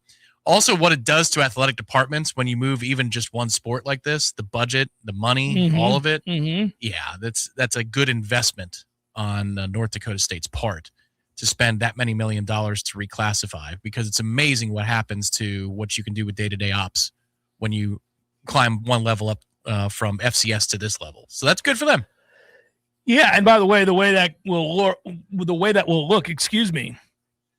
10 football teams for the 2026 season in the Mountain West. They've been rebuilding. They lost, of course, Boise State. They lost Colorado State. They lost Fresno State. They lost San Diego State. They lost Utah State. As you well know, where those folks ended up. Anybody with state at the end ended up in the Pac-12, the new Pac-12. And so they're trying to – the Open Bar Media Days Pac-12. A likable Pac-12. Poor bastards. Their previous commissioner screwed them over in a big way, and then now they've been, kind of floundering about. As far as North Dakota State, they are part of a Mountain West that looks like this: Northern Illinois, UTEP, Air Force, Hawaii, Nevada, New Mexico, San Jose State, UNLV, and Wyoming. There it is. I think the Pac-12, the new one, should really lean into what they're doing with the media days and have Pac-12 After Dark sponsored like a drunk party thing. Tia Maria liqueur. It's like, let's get your cocktails on. They're going to have to do something. I will say, and I've mentioned this before, so first of all, you think about Boise State going there. They're a name brand. And I don't know why San Diego State can't be good. I mean, that's all they have. I mean, the pro football team left town. You should be able to invest in San Diego State. It's a big city. It's a great place I would think it's an easy place to. Great mascot. Yeah, but I would think it's an easy place to recruit too, right? I mean, gorgeous weather. There's no reason they shouldn't be good. I should be the damn athletic director. I'm pissed off they're not good. You want to cover the Pac-12 is what you want to do. I want to cover San Diego State. We can have a Pac-12 hour. We'll set an hour aside during football season. Our friends at T-Spark Enterprises, who you need to call for residential roofing and construction needs always. Call T-Spark today, 850-766-1340. They serve North Florida, South Georgia, and the surrounding areas. Talking about Tallahassee, obviously, but Monticello, Havana, Quincy, Crawfordville, Wacola, Madison, Thomasville, Bainbridge, Cairo, you name it, anywhere in the area. And they not only do commercial, but residential roofing to boot. Again, give them a call today. You can always go check them out, tsparkenterprises.com. Have them come out and inspect your roof for free. That's tsparkconstruction.com is what I should say. And the phone number, if you want to give them a call again, 850-766-1340. Water is your home's worst enemy. It finds cracks, soft spots, and weaknesses. But not on our watch. At Gutter Solutions and Waterproofing, we're veteran-owned and built different, driven by detail and the pursuit of excellence. We install seamless gutters, underground drainage, and waterproofing systems that don't fail. Because when you live with discipline, water doesn't stand a chance. Gutter Solutions and Waterproofing. Visit guttersolutions.net. With us, it's personal. What makes Paul's Termite and Pest Control the best in North Florida?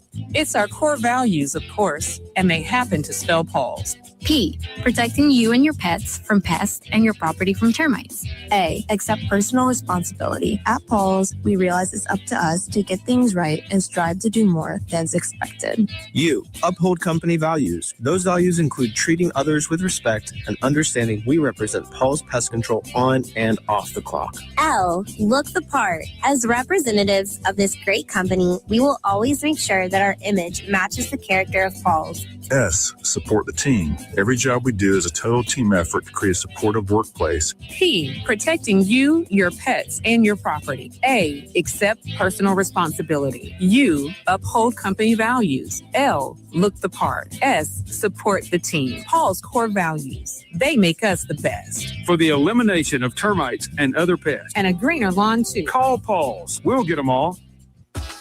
Your business doesn't stop, and neither does IOI's.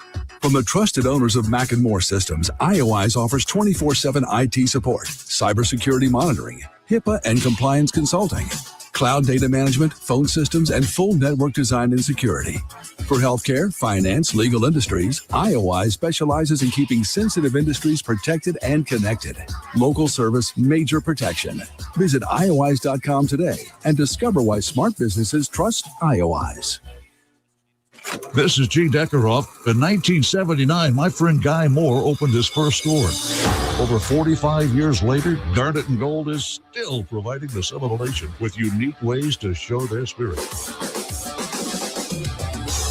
As the last locally owned FSU merchandise source in Tallahassee, we're proud to be a part of the Florida State experience and this community. If you're a Seminole like me, this is your store. Garnet and Gold. Go Noles.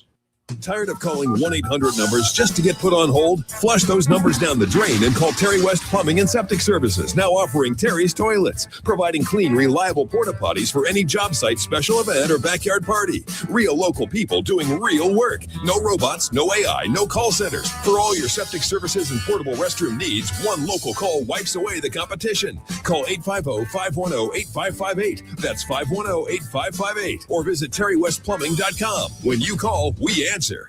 From the championship stage to coaching change and everything in between, Warchant.com remains your home for the best FSU football coverage in the business. Brutally honest columns and features, market-leading multimedia presence across video and podcast, the largest FSU fan community with a staff that combines for over 100 years of experience covering the Noles. When change comes, Warchant.com is your home for analysis from every angle. Warchant.com, your ultimate Seminole sports source. Sign up today. Hey everybody, this is Greg Tish, and I want to personally invite you to join us each and every weekday morning right here on Real Talk 93.3 for the Greg Tish Show. We have the best guests in Tallahassee. We play the funnest games like Give Me a Second, the movie clip game, and everybody loves a food segment every weekday morning at 6:45. So start your day with Tallahassee's morning show, the Greg Tish Show, right here on Real Talk 93.3. The Jeff Cameron Show is a production of the Warchant.com Multimedia Network. Check out Warchant.com today for the latest news inside Florida State athletics. That's Warchant.com. Now, back to Jeff on Real Talk 93.3. We will see. We're trying to bring in our buddy Ira Schoffel, Warchant.com, to join us here momentarily. There will be a smash tonight, that I know. He and Tom will be chatting it up, and probably a little bit about the basketball team, a little bit about the upcoming baseball season, no doubt, and for good reason. Also, I know on the site right now, I was going to say the basketball team keeps winning, so we got to keep doing shots. This is week 4, I think. Is he still doing shots? Yes, and I have a little swig of the Lagavulin while he has his shot of the Cambio. I'm sure you're heartbroken about having to have some Lagavulin. I am terribly heartbroken. Yeah. But this is, it has not, the basketball team has continued to earn the shots on Monday night or Tuesday, whenever we do it. But tonight's going to be on the Money Smash. Is Ira there? Almost. I was just about to say, I'm going to bring him on and talk about said shots. He could also talk about Gabe Fertitta being back and talk about maybe what he might add to the football program. He's been here before. We remember that, right? He was considered a film junkie and identified schemes that helped out Mike Norvell. Mike's going to probably need all the help he can get. He'll be back calling plays. I will say it again. Kind of looking forward to the fact that Mike is going to be calling plays, if only because I want my man to earn his money, and I want there to be no question about the success, what we hope is success, or even the failures, obviously. So either way, Ira Schoffel, Warchant.com, joins us right now. Hello, Ira. How are you, brother? I'm great, Jeff. How are you? I'm good, buddy. I am good. It's the week that baseball returns, and I'm pumped about it. I was at the scrimmage on Saturday. A lot of fun to see the talent that they have, and I know you're pumped for baseball to be back, both for the professional ranks and FSU as well. Yeah, man. I wish I could have made. I was out of town this weekend. I would have liked to have seen the scrimmage. They look pretty good. They've got options. There's a lot of talent there. Obviously, I think we both know, and I've been saying this to my audience, that hey, look, they're not going to be as good up the middle defensively. They basically had 2 major leaguers up the middle last year. And so, between Lodis and Farrow, there's some things that maybe they won't get to that those two got to. But I do think that even if they're just, standard good to pretty good, they'll be all right. But I just like how athletic they are and how many options they have. And there's greater speed on the team. So you remember the days, Ira, the days in which it was known no matter what team we were talking about or previewing, we knew they were good. It's always a question of whether or not they can get back to Omaha. And I'm talking to Link tomorrow and talking to Micah tomorrow as well. And hopefully we get some answers as to what they're going to do with some of these guys, because there is a surplus like a Paulino and a Sheffield and a Stutzer and kids like that. I'm kind of interested to see where they're going to get them in the lineup. Yeah, and I'm really interested to see how Link handles a team where maybe it's, he's going to have a starting 9, obviously, for the opener and maybe the opening weekend. But I'm curious to see how it works out long term. If you go back to 2 years ago, his first season, it was a crapshoot. That was a roster he had to throw together, and it was challenging. But, 2 years ago when he decided to put Lodis at shortstop and Farrow at second, that was a battle down the stretch. Like, a lot of people thought Farrow should play short. Mm-hmm. He ended up going with Lodis at short and Farrow at second. It ended up being the best thing for both of them. They end up having great careers. I think that gives some validation to he knows what he's doing, because there were a lot of people that questioned it at the time because Farrow had been a really good shortstop. So, but this time he's got so many options. And, he talked the other day about how, he wants to see who turns two at second the best, who handles the different kind of balls you get at third base the best. So he's going to be mixing it. He's been mixing and matching. I'm curious if that goes on after the season starts. Or does he just hit it and roll with it? Or do we see some experimentation? Because like you said, man, he's got a lot of options. Well, and, part of this is a good problem to have. But one of the things that they have to look into is, like, you look at a hitter like Paulino, right? Well, Paulino, they don't have a position for him right now. I mean, he's going to, but he's got to be in the lineup because he can swing it. Yeah, I mean, he can really swing it, and so you got to figure how they're going to do that, right? I mean, Bailey's your first baseman, so where's Paulino going to play? He can be a DH. Obviously, they can platoon guys. You got an elite athlete like the Stutzer kid. They're all excited to see what he becomes now that he's playing baseball full time. He was a great receiver / running back in high school, so he's a player. They've got Bavaro, they got McCulley, they've got guys, and the mixing and matching, man. The mixing and matching should be fun. Williams was in left, but he played some center as well. I don't even think they know for certain just yet what that outfield looks like. Obviously, Chase and Dowd and DeLamielleure are options, but where they're going to be, that's not decided yet either. Yeah, I think it's going to be a lot of fun to see how it plays out. And I do get the sense, from Link that I think he's going to try to nail something down pretty early, but I think he'll experiment. That was kind of one of the things we complained sometimes about with Mike Martin Sr. was that he would, he'd lock in and kind of ride with things. And the experimentation didn't always go later in the year, especially with the pitching staff. But I do think that, we're going to see some of that with Lincoln. Again, man, I just have, we all have a lot of faith in what he decides because he's just, he's proven it. And he's made so many good decisions since he's been the manager here. Ira, the basketball team makes it so that you have to take shots on the smash on a fairly regular basis these days because they keep winning games. But they also make me want to do shots in games because they can't shoot free throws to save their life. Luckily, they found a stiff on the other team that they could foul, and he would go to the free throw line and routinely miss in the ugliest way imaginable. Man, that poor kid. I felt sorry for him and his family, the Carson Tout kid. I don't know that I would want at any point to have that kid in the game with under 2 minutes to play. Yet Notre Dame rolled his ass back out there, and Florida State did the right thing and fouled him and watched him try to bank free throws in. And luckily for Florida State, he couldn't. And the Noles get another win on the road, buddy. It is amazing when you see a player get to this level. And Florida State had a guy 2 or 3 years ago, Jason Worley, who it defied logic because he was a guard, but he had some of the worst form I've ever seen. They've had a couple of guys through the years. Quincy Ballard, who was here, was the worst free throw shooter I had ever seen until Saturday.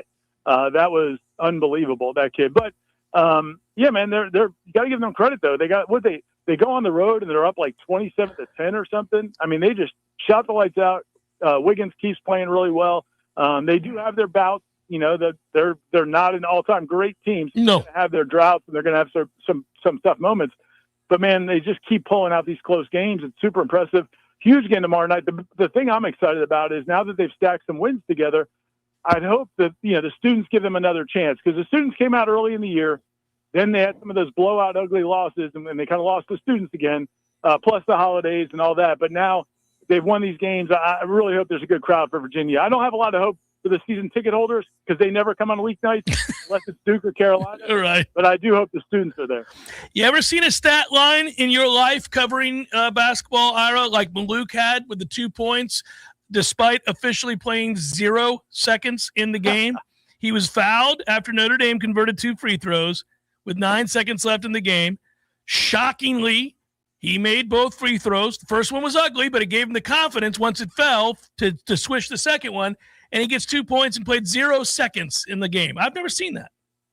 That was super clutch, though. And it's one of the biggest questions I have about this. Really, the biggest question I have about this team is what's happened to Ira Maluk because he was the guy. Luke only kept 2 guys from last year's team. Now some guys left on their own, but some guys got pushed out, and he really wanted to keep Ira Maluk and AJ Swinton. AJ Swinton went through some rough patches, but now he's kind of worked his way into the rotation. Maluk has basically been missing in action for the last several weeks. And I just kind of wondered, well, man, this just didn't work out. For him to do that, maybe it gives you a little hope that he can find a way into this rotation because he's a talented kid, man. He's a really talented basketball player. Now, I don't know what he's lacking. I need to talk to Luke about it and find out more. Obviously, he's not a part of the solution right now, but I think he could be. There's some talent there, and maybe that kind of gives him some confidence. Yeah, and by the way, again, we knew this wasn't going to be a great team, but we wanted to see fight. We wanted to see growth from certain players, and we certainly wanted to see Luke, learn on the job and get better as the season went on and see how he and his staff handle adversity. They're now 11th place in the ACC, just a half game behind Cal and Virginia Tech, half game ahead of Stanford and Syracuse. More importantly, they're 2 to 3 games ahead in the loss column over 5 teams: Wake, BC, Pitt, Georgia Tech, and Notre Dame. 8 games left to play. So you see the improved play, 4 wins over the last 5 games.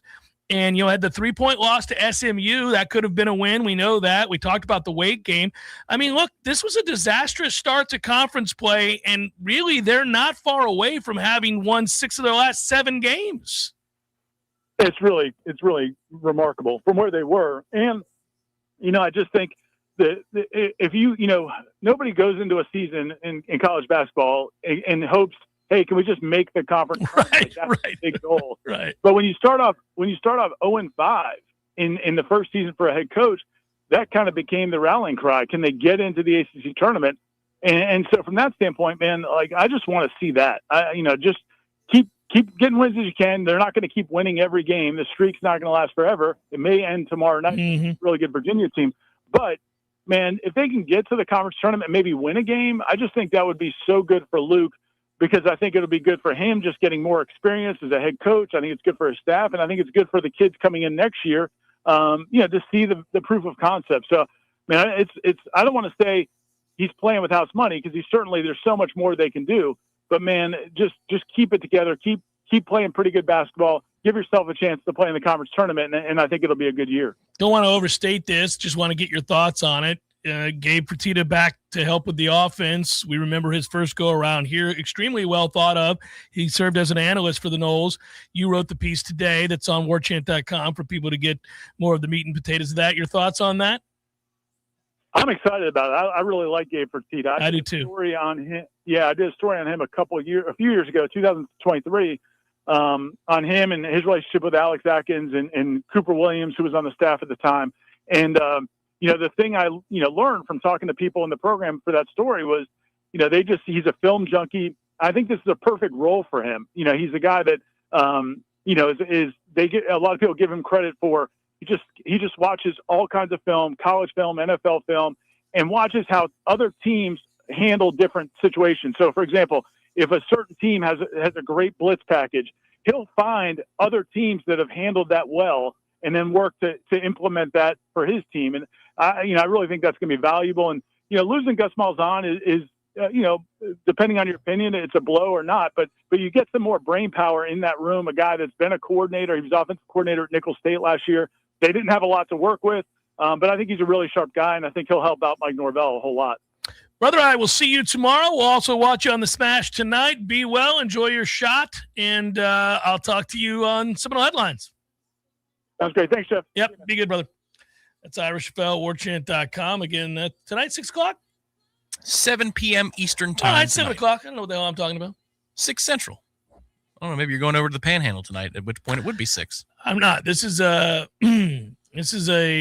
a subdued week. This is a transition week, but it also happens to be the week of my 20-year anniversary. So it is 20 years with the missus, and it falls in the middle of the week on a Wednesday. And so I'm going to figure out dinner and some other things and whatever we do down the line. Did you find the gift? No, not necessarily. No. I mean, I have an idea. She's not I'm lucky in this sense. My wife doesn't care anything about jewelry at all. In fact, she finds it silly. So I don't have to worry about overpaying for some, jewel that is nonsense, that's overpriced or whatever. I don't have to worry about that because she doesn't want jewelry. It's a Neil Lane. But she, but I think I will be expected certainly to take us on a very nice dinner amongst other things that we should probably have planned, places to go, things like that. Given that it's the middle of the week, we're probably gonna have to pick a weekend that is not our anniversary. Sure. So does that mean you're grilling on Wednesday, or you doing? If I were to grill for our 20-year anniversary, I don't think that would resonate. Okay, so you have to do a small dinner Wednesday before you do the big trip. Yeah, I think we'll go to a very nice restaurant, probably somewhere. Excellent. Yeah. I know there's that one that's a bit of a drive away, but that would be a good one. There have been a few that we've explored over the years. It's within, this is the thing. Some years we've just gone out on our own and left the kids at the house now that they're old enough. Bryce is 18, Clark is 15. They can be on their own. We don't have to worry about them. We could leave, early in the day, go explore some places outside of Tallahassee if we wanted. And other years, Tom, where we've done it since Bryce turned 16, we've taken the kids with us as part of the big celebration, because if we wanted that extra bottle of wine, Bryce could drive us home. Yes, you got of a little course. bit of a chauffeur or something like that, you can do it up. The traditional 20-year anniversary gift is China. Ain't happening. Yeah. She didn't- passed long ago. Yeah. Hey, babe, I brought China. The first female intercontinental champion in WWF history. Of all time. That's right. Yeah. She also won the Royal Rumble. When I was doing mornings, I remember having a bit in which I talked about I could whoop China's ass. And because somebody was talking about China like she could actually dominate the division. I'm like, well, come on now. I mean, we understand this is wrestling. These are grown-ass men. They would beat China's ass. Stop talking like we think that's just real. And then somebody was like, you couldn't. I'm like, I would beat China's ass. I would beat her ass. But we had a hope. But that's, you can't win when you're on the air saying about how you'd beat a woman's ass. You can't win. No. You can't win that, and I'm aware of it. But, Not then and certainly not now. Well, don't step to me, China. I ain't having that nonsense. China did want the smoke on WWF, though. She went after McMahon. Yeah, where it's arranged. Yes, of that's course. right, Jeff Cameron Show, 93.3 Real Talk Radio, Warchant TV. Your local news now. One woman is behind bars and facing a litany of charges.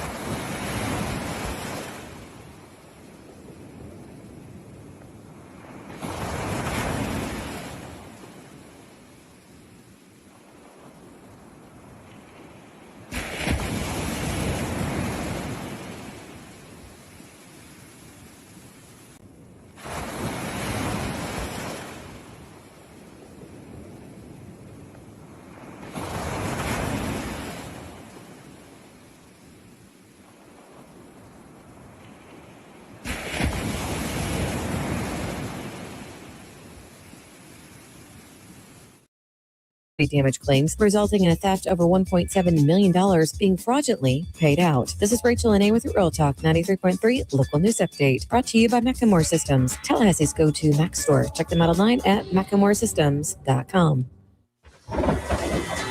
This is meteorologist Paul Trombley with your Real Talk 93.3 weather update. Ample sunshine expected this afternoon with daytime highs approaching 71. Southwesterly winds around 5 miles per hour. Clear skies develop with fog at times. Tonight, lows dip down to about 46. A mix of clouds and sun with fog in spots. Early tomorrow, high temperatures reach up to 74. This report is brought to you by The Lawn Johns. For all your landscaping and lawn care needs, visit thelawnjohns.com. Right now, it's 68 degrees. It's where you raise your kids, where friends become family, where every corner has a story worth telling. It's your neighborhood. At ABC 27, we share those stories, bringing you news that connects communities, builds pride, and reminds us we're part of something bigger. We are ABC 27, in your neighborhood.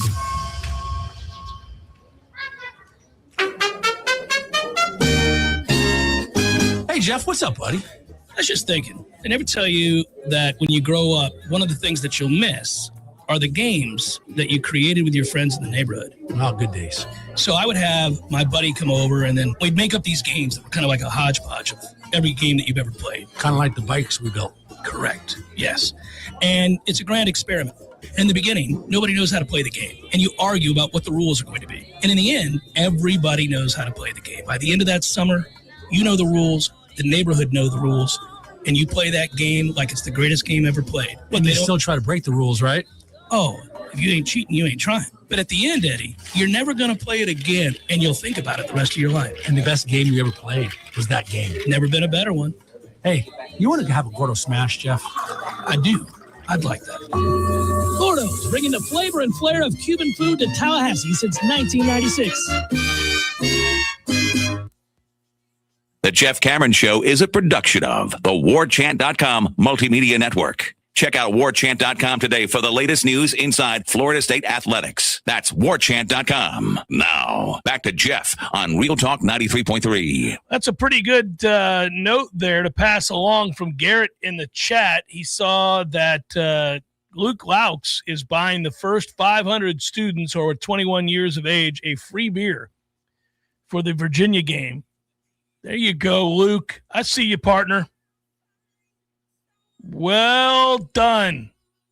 I would imagine they're going to get 500 students in there pretty quickly with the tempt of a free beer on Coach Laux. I would have been there anyway back in the day, but certainly I'd be there earlier. Be there much earlier. Good times. Let's do it up. Our friends at Above and Beyond, aboveandbeyondvr.com. These should be pretty easy to choose from, but give them a call today, 727-253-5995. That's aboveandbeyondvr.com. Cue it up, Tommy. Above and beyond. Above and beyond. Above and beyond. Above and beyond. Which one are we looking at today? I see you scrolling. There's so many properties, 30 plus, in fact, including a mansion and a luxury condo. Places that are beautiful little chateaus on the water to boot. There's a farmhouse. Forget about it. Choices for days at aboveandbeyondvr.com. Check it, peruse, type in the promo code JCS and save big. Look at that little cozy confine right there. Still some properties available for the month of March. It's filling up fast, obviously, for spring break, as you right might around imagine. the corner, man. What you're seeing right now is a property that's available at the end of the month in March for 3 nights, and with the code, it's going to be right around $1K, which is very nice. It works, buddy. There you go. Code, yeah. Under $1,100 for 3 nights. You can also stay on the water for very cheap as well, relative to the competition. If you want to stay at the Opal Sands or some of those hotels that are in Clearwater proper, actual touristy Clearwater Beach, you'd be spending $600, $700, $800 a night in many of those circumstances. You can get 3 nights for that price with aboveandbeyondvr.com and have your own cottage with your own kitchen, your own setup. It's all outstanding. Also, I'm partial to Dunedin because I grew up down there and I've seen what Dunedin was, nothing, what it's become, awesome, much like St. Pete with you. Yeah, downtown St. Pete, there was never anything. Now it's awesome. There was nothing in Dunedin when I grew up down there. Now there's a lot. You're right. It's a nice comparison. And so now that's where I like to go to catch spring training and a couple of nice downtown cobblestone bars in Dunedin. So all of those available to you February and March. If you want to get the jump on the summertime stays, May is starting to fill up a little bit fast as well. Better get on Great rates in the month of May. Better get on it. All right, well, I'll choose first, and I'll just go with Mike McDonald because if you think about a coach who's just 38 years old when he was brought in, and he's in his second year, and went to work, man, just went to work and led by defense and special teams. Without question, Seattle becomes the dominant team. They had a season that ends in a Super Bowl, but when you think about just how good they were, all of the advanced metrics had them as one of the best 2 teams in the league, along with the Rams all year long. And, of course, they vanquished the Rams. Actually, if you go all the way back to that Thursday night game, Tom, that came down to the wire, which is a huge comeback for Seattle to beat the Rams in that game. If they hadn't done it, they would have been the team on the road in the NFC Championship game facing the Rams instead of hosting. May have made all the difference in the world, but that's how it happens during the regular season. Those moments add up to the big one. And that said, this defense allowed for them to really kind of make it a little bit easier on the offense. Now, they had the Offensive Player of the Year on offense at wide receiver, but this coach is very likable.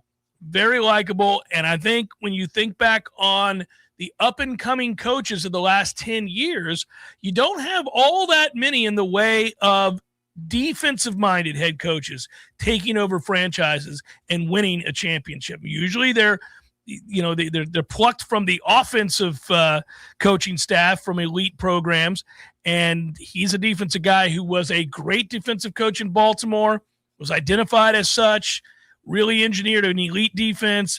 They bring him in, and then he puts this together, and Seattle figures to be around for a while.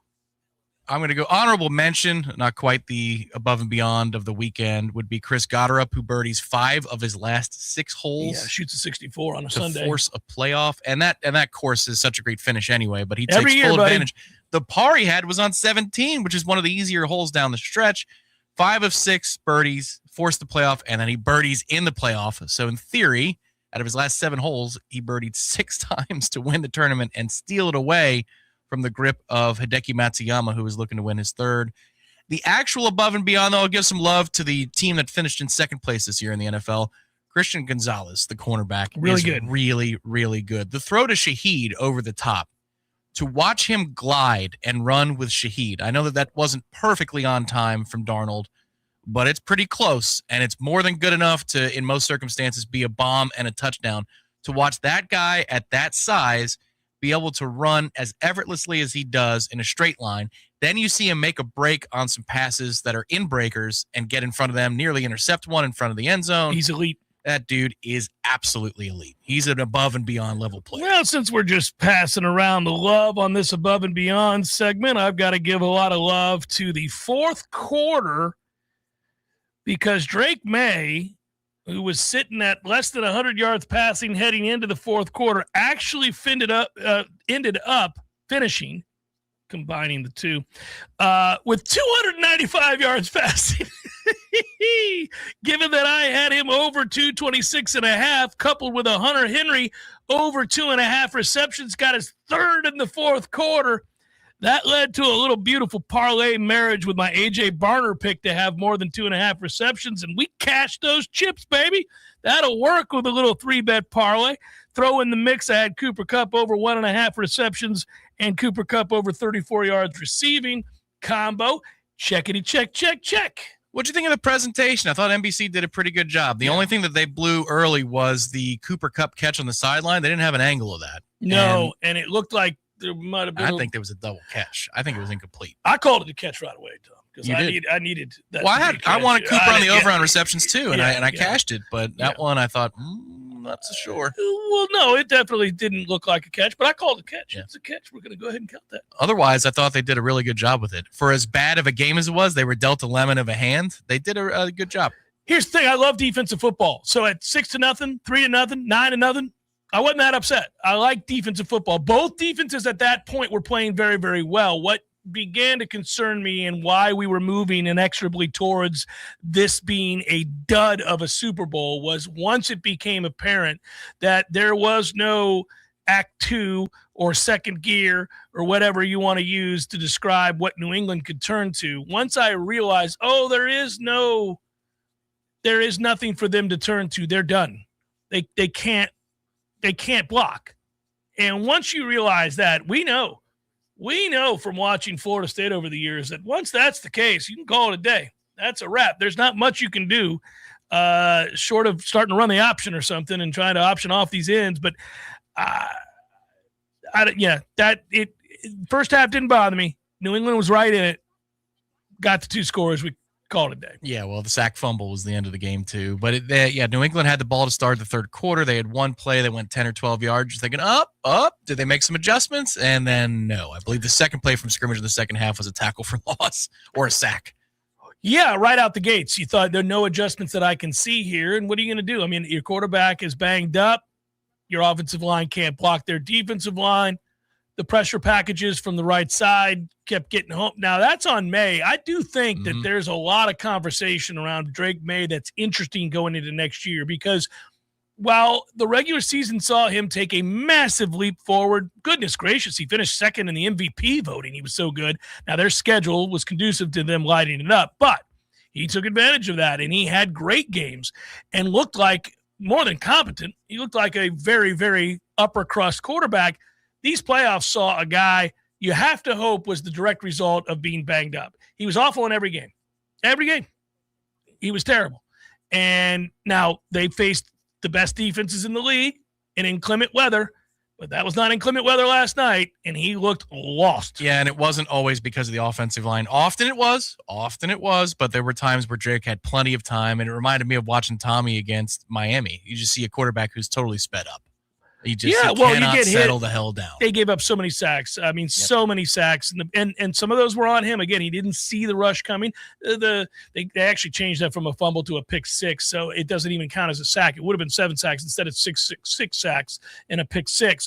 But that was really kind of indicative of the way they played every one of the games in the postseason. It's just that those other teams couldn't move the ball either against their defense. And I think that's where the public was kind of right. You said it was a flat feeling ahead of the Super Bowl. I Yeah. think the public sensed it. And what we talked about was if you can get regular season Drake May, you've got a game here. And I think that would have been the case. I don't know that they would have won because Seattle wasn't pushed. Well, and they they had knew more it, options, and they yeah. managed the game from in front. They were not worried.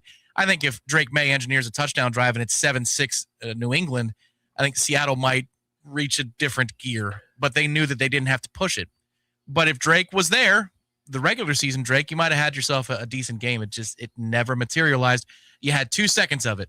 At 19-7, they got the ball back, but then he throws that Carson Beck-like interception where that's it. That's thanks for playing. The next thing for you to watch, if you're looking at the way these two teams are built and what's necessary, obviously there's not enough weaponry in New England, I don't think, at the wide receiver position. So what's going to happen, and most assuredly what he's going to do, meaning Coach Vrabel, having coached with him before, he's going to go after A.J. Brown.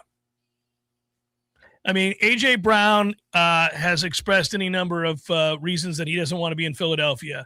Drake May took a huge step forward. They don't have a dynamic receiver. They got a speed guy in Butte, but they don't have a dynamic receiver. Vrabel had him in Tennessee. This seems easy. Does it not seem easy to me? I mean, get ready for that trade package to come that way. I mean, go get A.J. Brown, bring him to New England, reunite him with Vrabel. You got May to throw him the ball. You should. That's what you do. I will grant it if we can get Jameis to Minnesota.